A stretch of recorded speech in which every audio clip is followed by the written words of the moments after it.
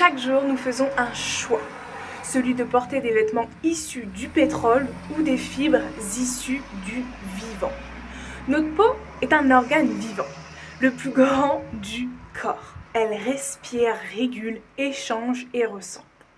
500 000 Hz est la vibration du lin, 100 Hz celle du coton et 0 Hz celle du polyester. Or, le polyester domine sur le marché actuel, fibre synthétique qui permet de créer au-delà de ce que la nature pourrait le faire, pas parce qu'il manque de vêtements, mais à cause de la surconsommation des modes et des tendances. Alors que le vrai vêtement est ici pour nous tenir chaud, nous protéger, pour couvrir notre temple, notre autel, le véhicule de notre âme. Les fibres naturelles, coton, lin, laine, chanvre ou toute innovation à base de fruits et légumes permettent une meilleure respiration cutanée, une régulation thermique naturelle, moins d'électricité statique car nous sommes des êtres bioélectriques, moins d'irritation et également une cohérence avec du coup notre biologie. Au-delà de l'impact écologique évident auquel je ne vais pas aborder pour éviter toute morale qu'on sait déjà, il y a une dimension plus subtile, plus spirituelle.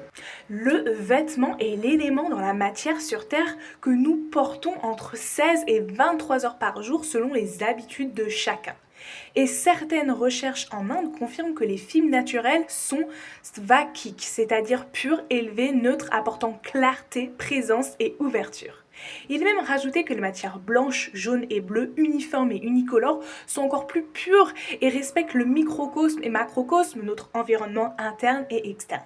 Car oui, nous avons sur Terre tout ce qu'il nous faut. La source nous a donné toute la nourriture adaptée à notre corps, les matières et matériaux pour construire ce qui est nécessaire et satisfaire notre curiosité et créativité. Lorsque l'on regarde les anciennes civilisations ou même dans les siècles précédant la révolution industrielle, nous voyons les fibres naturelles autant pour les familles dites riches que des familles dites pauvres.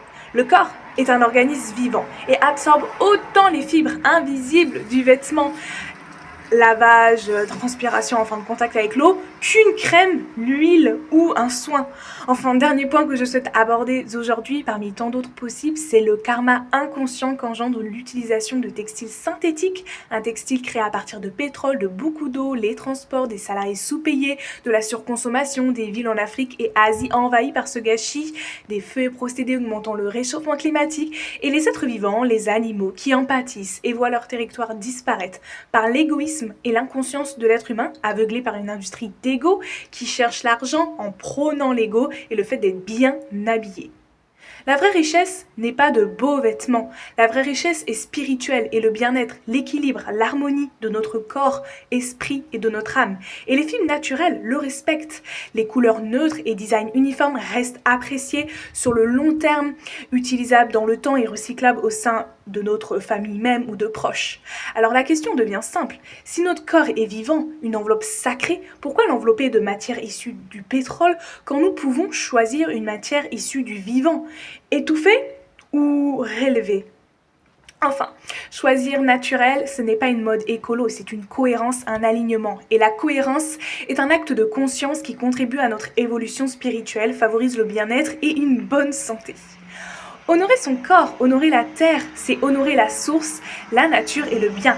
C'est se respecter, s'aimer et aimer toute la biodiversité. Et aimer, c'est revenir à l'essence même de l'âme et de l'univers, de ce que nous sommes et de ce dans quoi nous vivons.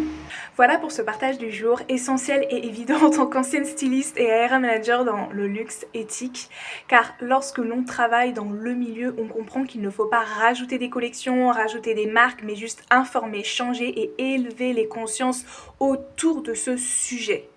J'espère que tu auras aimé et que ton corps va aimer ces doux textiles. Comme dit précédemment, il y en a pour tous les prix et la qualité vaut le prix. Le coton dure 3 à 4 fois plus longtemps que du polyester. Petit détail supplémentaire, choisir des matières naturelles c'est bien, mais bio et sustainable c'est encore mieux car le coton boit beaucoup d'eau. Et pour satisfaire certaines entreprises et maisons, le coton est arrosé de produits chimiques également. Or, dans le bio, la consommation d'eau est contrôlée et s'il y a utilisation de fertilisants, ces derniers sont tout aussi naturels et vivants. Par exemple, beaucoup de producteurs au Portugal se sont engagés à faire du bio et du naturel. Enfin, j'espère que tu auras aimé. N'hésite pas à me retrouver sur Instagram, retrouver la communauté, télécharger tes guides cadeaux et soutenir mon travail par un like, un pouce ou un partage. Enfin, message important, suis tes rêves, suis ton cœur, suis ton intuition et amuse-toi. À bientôt!